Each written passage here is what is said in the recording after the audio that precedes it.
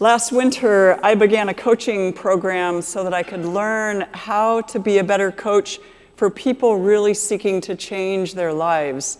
The program was through Next Church, and it was unique because they were going to be training us in coaching through an anti-racist lens. The anti-racist lens part is what caught my attention. Part of the commitment by those leading the program was to ensure that at least half of our cohort were going to be people of color, and that ended up being true. Our entire program was online, except for 1 week in May when we all got to be together in person, which was spectacular. Early on in our training, sorry, my voice is still coming back after COVID a few weeks ago. Early on in our training, 2 of the white trainers were doing a real-life coaching example using a situation from one of their lives. Unfortunately, the situation she described in this coaching session and sought coaching for was very problematic from an anti-racist lens. There were all kinds of racial dynamics, power dynamics, and much more than that. And the person telling the story was unaware of that and what was happening for everybody else. The person coaching her, and again, these are 2 of the lead trainers, the person coaching her in this instance didn't say anything or pursue anything related to having an anti-racist lens or approach.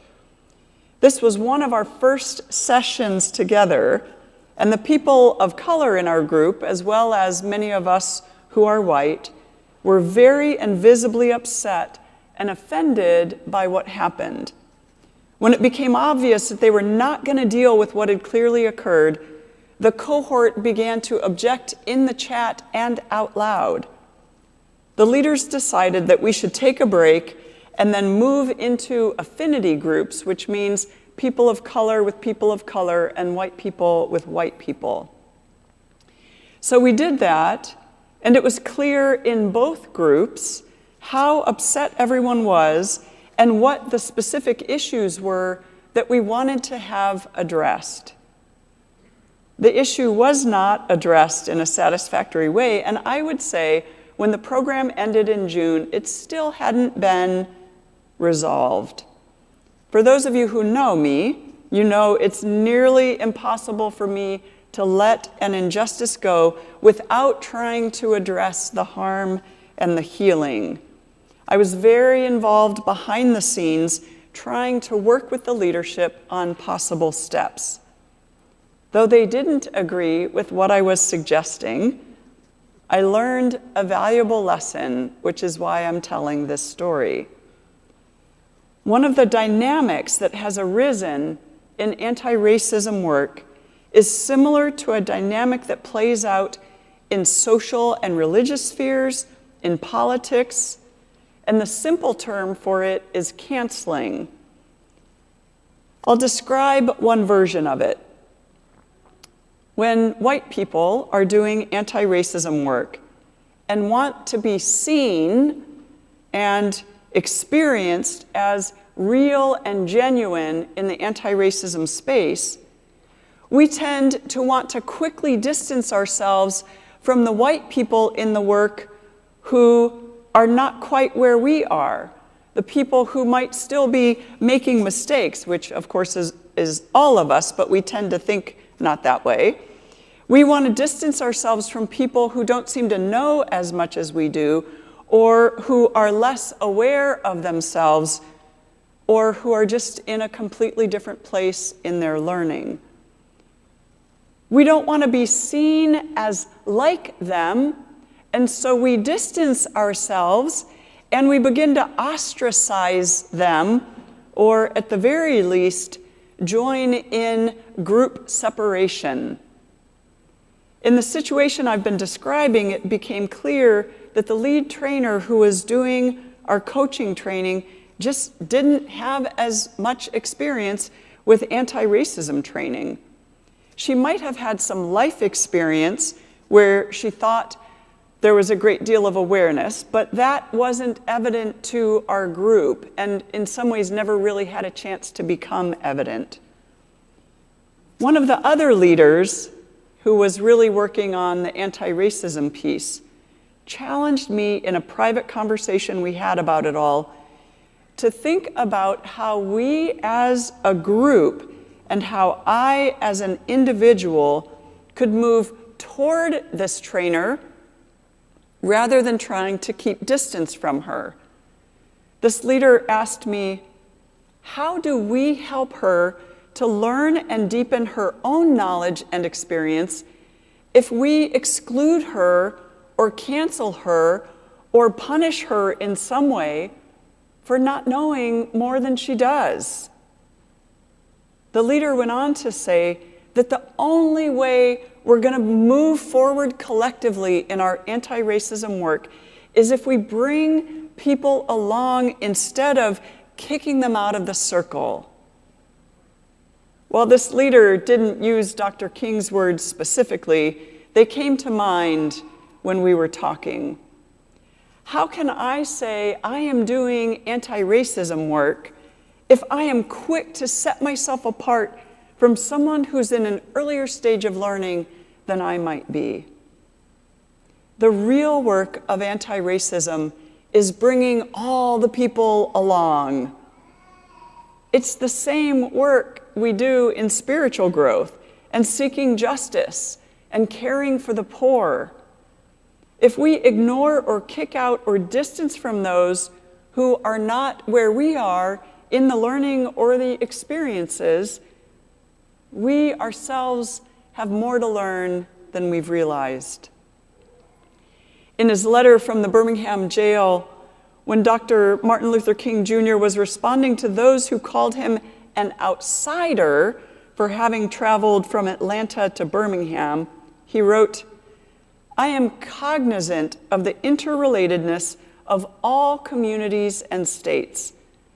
I cannot sit idly by in Atlanta and not be concerned about what happens in Birmingham. Injustice anywhere is a threat to justice everywhere. We are caught in an inescapable network of mutuality, tied in a single garment of destiny. Whatever affects one directly affects all indirectly." In this quote, he was responding to a group of white clergymen who criticized him for bringing protests to Birmingham even while he was an outsider. If you've never read the whole letter, tomorrow might be a good day to do that. His entire response to these white clergymen is brilliant. His point here, though, is that because we are interconnected, he has to care about injustice in Birmingham, even though he doesn't live there. We have an amazing prophet and leader right here in Chicago who is also a student of Dr. King named Jamal Cole. You might know his name as the founder and CEO of My Block, My Hood, My City. He posted a part of a public speech he gave the other day, and it's a perfect description of how to understand Dr. King's words as we apply them to Chicago. Chungers is going to play it for us. Caught in this inescapable network of mutuality, and that's bound by a single garment of destiny. He says, what affects one person directly affects all of us indirectly. He says, I cannot be what I ought to be until you are what you ought to be, and you can't be what you ought to be until I am what I ought to be. That's the interrelated structure of reality. Exercise your empathy towards the suffering of other people. Because if there are drug needles in the ground in Douglas Park in North Lawndale, that matters to me when kids are playing in that park. My park is Cole Park. But if this is happening in Douglas Park, that matters to me, right? What's happening on 18th and Pilsen matters to me even if I live on 79th, right? What's happening in Wilson Avenue in Uptown under the viaduct there, that matters to me even though I live in Chatham. So in this interconnected Chicago that I envision, all 77 community areas, we're going to contribute to the music of the city, right? So the residents of Humboldt Park, they're going to play the timpani, right? The residents of the Gold Coast, they're going to play the cymbals. The residents of Woodlawn are going to play the xylophones. And you know, Chatham and Inglewood, we're going to play the bass drums. We got the most bucket boys in the city. It just makes sense, right? I'm so happy y'all got that. But listen, all 77 community areas are going to contribute to the music of the city. And if one community area is struggling and can't play their part, the entire piece is going to suffer, and we're all going to be concerned, right? Hey, thank you guys for coming out. It really, it's a blessing to see y'all. I really appreciate y'all coming out. Thank you. Thank you. I love his description of, I can't be what I ought to be until you are what you ought to be, and vice versa. I understand this to mean in part that we have to create the conditions for each other to be able to thrive and become what we are called to be. His point is that we should care if there are needles in any park, even if it's not our park, because kids play in those parks. Why wouldn't we care about all the kids? Obviously, the same goes for gun violence. The people who ignore children being shot and killed because it's not happening in their neighborhood or to their kids are people we need to bring along. We have some teaching to do if they really don't care. My favorite part of what he said is this idea that all 77 neighborhoods in the city of Chicago contribute to the music of the city. And if one neighborhood or community is struggling and can't play its part, the entire piece of music will suffer. And we all lose out on their beautiful contribution. We're headed into another election cycle in Chicago, and this one is going to be a doozy. It is critically important. I'm sure those of you who live outside of Chicago also have important and local elections coming up as well. Not only are we electing a mayor, we are also creating history with our aldermanic elections. The number of vacancies we are voting to fill on the city council is a once-in-a-decades opportunity to elect a city council that will prioritize the people of the city and the resources needed to end the historical cycles of racist segregation, criminalization, and poverty. I live in Edgewater in the 48th Ward. Our alderperson is Harry Osterman, who is fairly well liked, and he is retiring.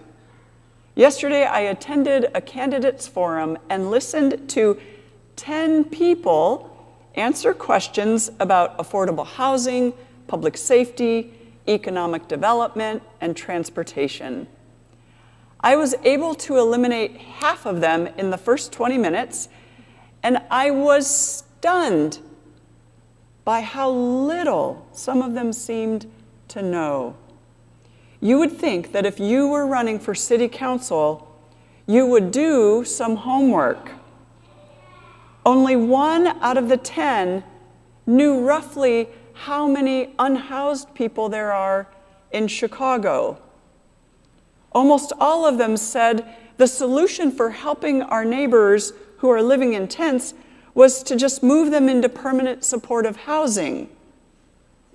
I realized that means most of them have never talked to anyone who is living in a tent, because if they had, they would have offered some very different solutions. Is it just me? Or shouldn't we expect more from people who want to go to city council who claim to be for the people? But because I have now learned this lesson about bringing people along, I'm going to try to meet with some of the better candidates to suggest they might do some homework. I'll figure out a way to say it kindly, I promise. But if we're going to carry on the work of the people in Chicago and address the systemic issues that continue to plague us, we have to be involved in politics the same way Jesus was at the very least.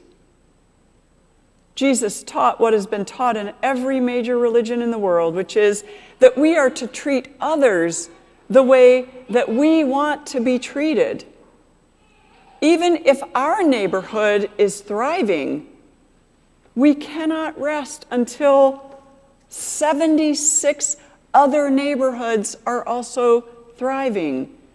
Even if our family has not been harmed by the corrupt justice system, we must act as if it is our family being harmed.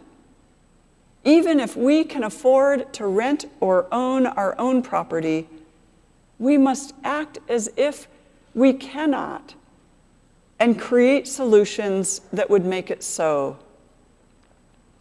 The reality of this moment for people across our city is that there has been no peace for years.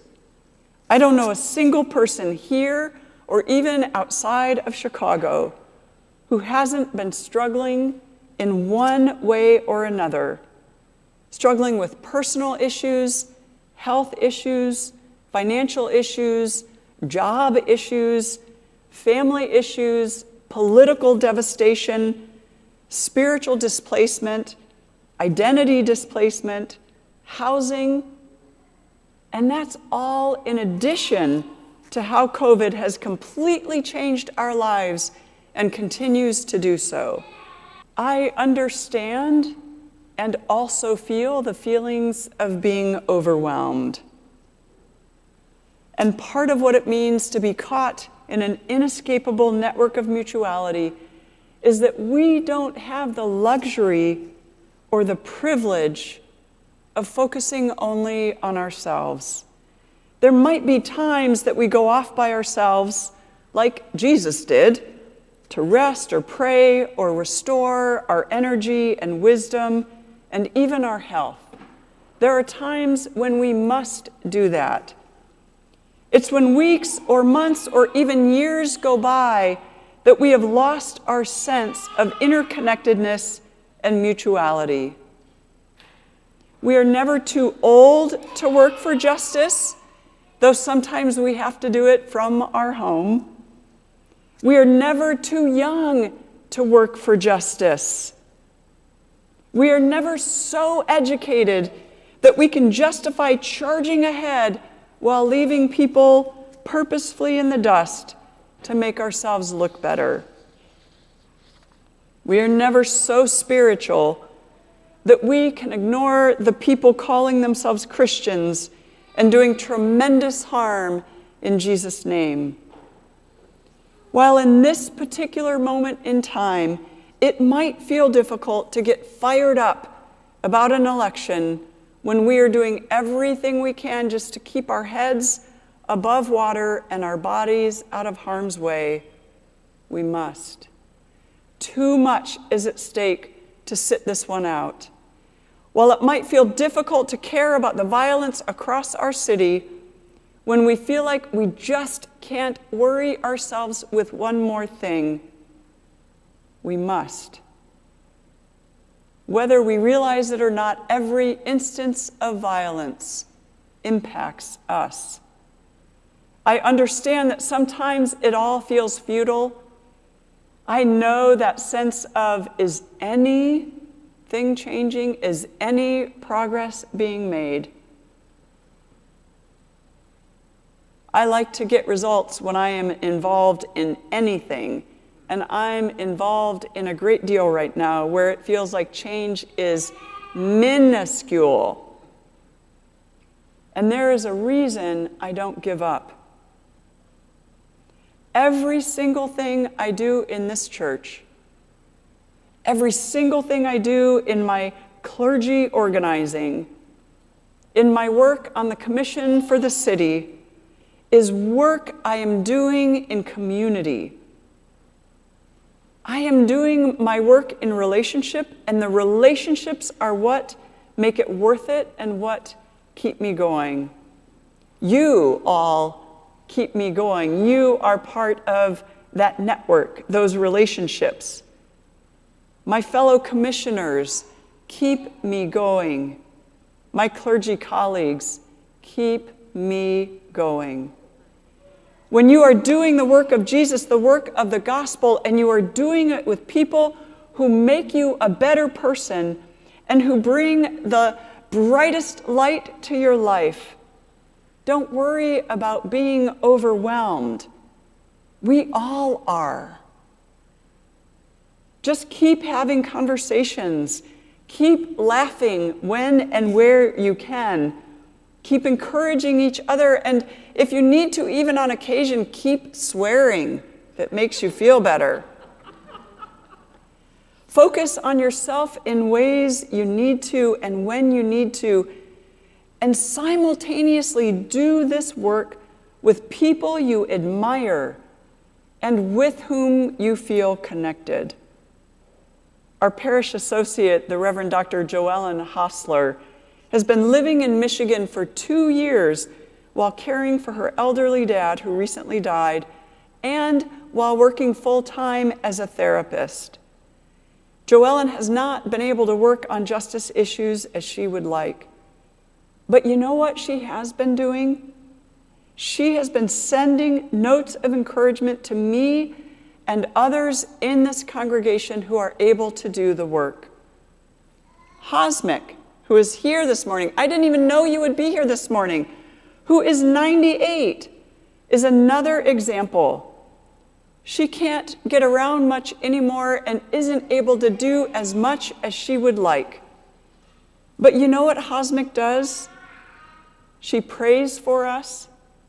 She still sends out notes and cards to people. She asks how we're doing, and she really wants to know, don't you, Hosmic? When you ask somebody who visits you, how are you doing?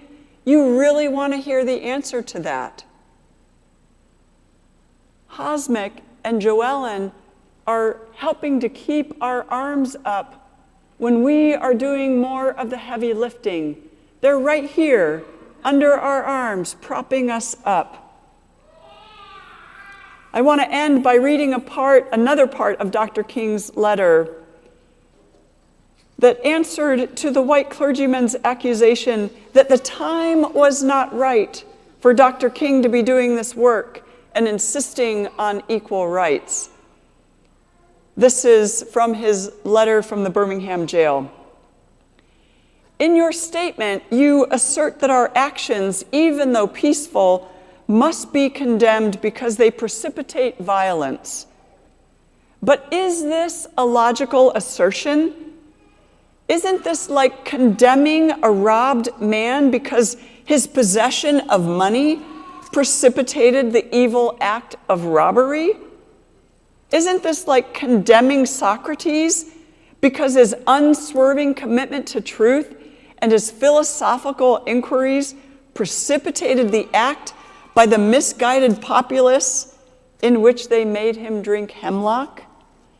Isn't this like condemning Jesus because his unique God consciousness and never ceasing devotion to God's will precipitated the evil act of crucifixion?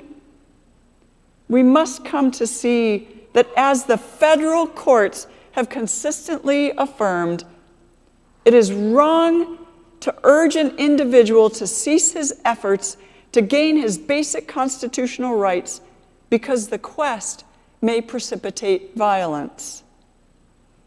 Society must protect the robbed and punish the robber. I had also hoped that the white moderate would reject the myth concerning time in relation to the struggle for freedom.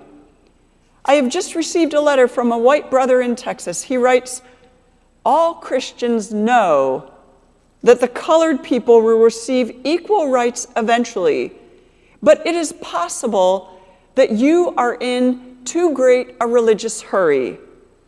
It has taken Christianity almost 2,000 years to accomplish what it has. The teachings of Christ take time to come to earth." Dr. King goes on to say, such an attitude stems from a tragic misconception of time, from the strangely irrational notion that there is something in the very flow of time that will inevitably cure all ills. Actually, time itself is neutral. It can be used either destructively or constructively. More and more, I feel that the people of ill will have used time much more effectively than have the people of goodwill. We will have to repent in this generation, not merely for the hateful words and actions of the bad people, but for the appalling silence of the good people. Human progress never rolls in on wheels of inevitability. It comes through the tireless efforts of men, we would say humans, willing to be co-workers with God, and without this hard work, time itself becomes an ally of the forces of social stagnation. We must use time creatively in the knowledge that the time is always ripe to do right. Now is the time to make real the promise of democracy and transform our pending national elegy into a creative psalm of brotherhood, sisterhood, siblinghood. Now is the time to lift our national policy from the quicksand of racial injustice to the solid rock of human dignity. Amen.